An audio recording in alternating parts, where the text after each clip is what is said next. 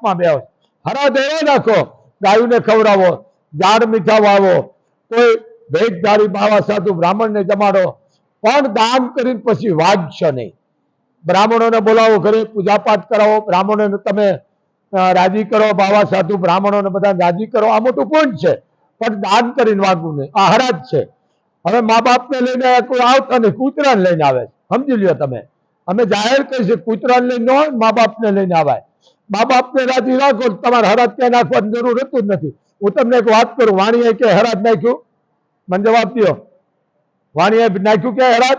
આવજો પ્રેમચંદ આવજો લાલચંદ નાખ્યું કારણ કે જીવતા જ નાખે છે એનું હું તમને દ્રષ્ટાંત દઉં ભેહું ગાયું આપણે દોઈ વળકી જાય એટલે માજનમાં ભેહને પાડો આવે જો એમાં બચી જાય માજનમાં